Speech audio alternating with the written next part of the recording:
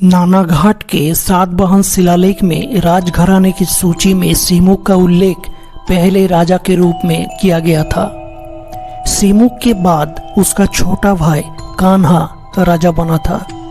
नासिक शिलालेख से पता चलता है कि कान्हा का समय सातवाहन साम्राज्य पश्चिम में नासिक तक फैल गया था।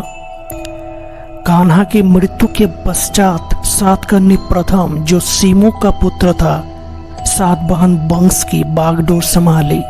सातकर्णी प्रथम ने पश्चिमी मालवा, नर्मदा घाटी तथा विदर्भ पर विजय प्राप्त की थी।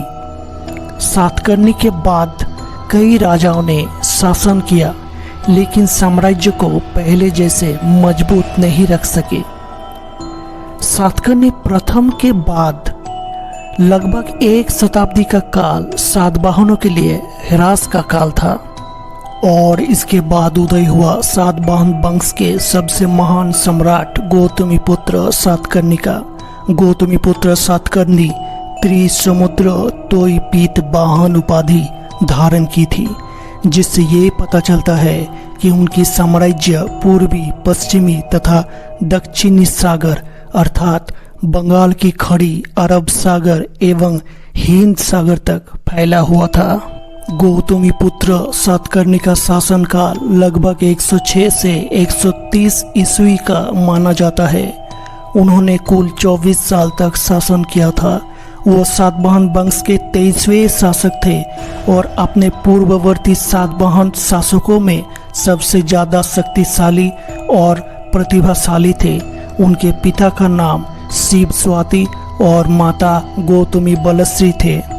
गौतमीपुत्र सातकर्णी ने ही सबसे पहले अपने नाम के साथ माता का नाम का उल्लेख शुरू किया।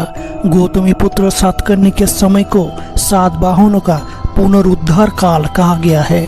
उनके शासनकाल में सातवाहनों ने अपनी खोई हुई शक्ति एवं प्रतिष्ठा फिर से हासिल कर ली थी। उन्होंने एक विशाल साम्राज्य की स्थापना की थी। भारतीय इतिहास में सातवाहन वंश ने 300 वर्ष तक शासन किया था। गौतमीपुत्र सातकर्णी के साम्राज्य और उनके उपलब्धियां के बारे में उनकी माता गौतमी बलश्री के नासिक शिलालेखों से जानकारी प्राप्त होती है। गौतमीपुत्र सातकर्णी के 3 अभिलेख प्राप्त होते हैं, जिसमें 2 नासिक से तथा 1 करले से मिला है। उनके शासनकाल के 18 वर्षों में नासिक का पहला शिलालेख प्राप्त हुआ, जबकि 24 वर्षों में दूसरा लेख प्राप्त हुआ था। करले की लेख भी उनके शासनकाल के 18 वर्षों में प्राप्त हुआ था। इन अभिलेखों के अलावा गौतमी सातकर्णी के सिक्के भी प्राप्त हुए हैं, जो उनके गौरव की कहानी को बताते हैं। गौतमीपुत्र सातकर्णी ने शक, यवन तथा पल्लव जैसे विदेशी शक्तियों का विनाश किया था। उनकी सबसे बड़ी उपलब्धि पश्चिमी क्षत्रप के शासक नौपान को पराजित करना और उनके राज्य पर कब्जा करना था। नापान के साथ गौतमीपुत्र सातकर्णी का युद्ध उनके शासनकाल के 17वें साल में हुआ था। इस युद्ध में गौतमीपुत्र सातकर्णी ने नौपान का विनाश करके ओनोफ, सौराष्ट्र और अवंती जैसे क्षेत्र को हासिल किया था। नासिक के समीप जोगलथम्बी से सातकर्णी काल के सिक्के प्राप्त हुए हैं, जो मूल रूप से नौपान के चांदी के सिक्के थे, जिन्हें गौतमीपुत्र सातकर्णी ने दोबारा अपना मोहर लगाकर प्रकाशित किया था। गौतमीपुत्र सातकर्णी ने नासिक के समीप बेनाकटक नगर बसाया था। गौतमीपुत्र सातकर्णी ब्राह्मण थे, लेकिन उन्होंने दूसरे धर्मों का भी संरक्षण किया था। नासिक प्रशस्ति में गौतमीपुत्र सातकर्णी को वेदों का आश्रय तथा अद्वितीय ब्राह्मण के नाम से पुकारा गया है। गौतमीपुत्र सातकर्णी अपनी प्रजा के बीच बेहद लोकप्रिय राजा था।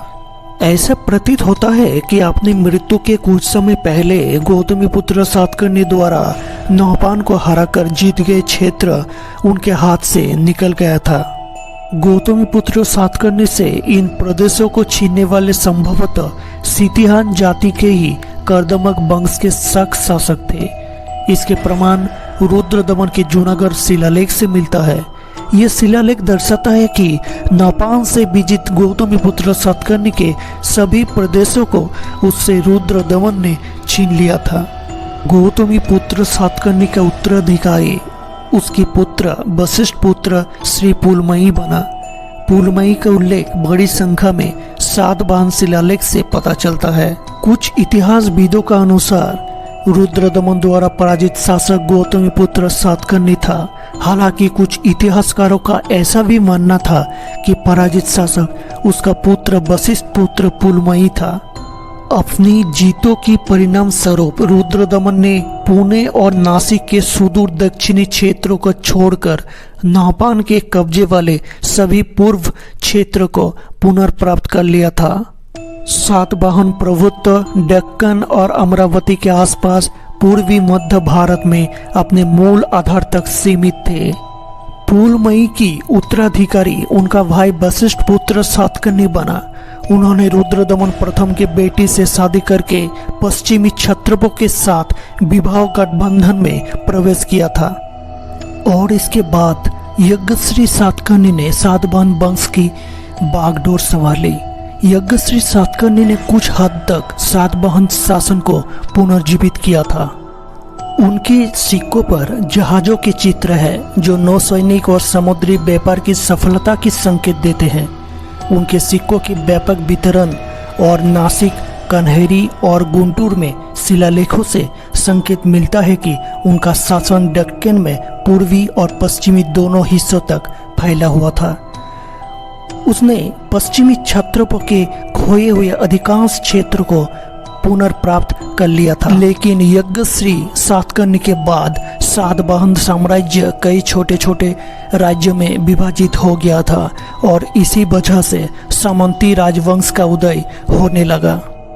सातवाहन के अंत के बाद उनका साम्राज्य आंध्र में इक्ष्वाकु, महाराष्ट्र में अभीर और कर्नाटक में छोटू नाग में विभाजित हो गया था।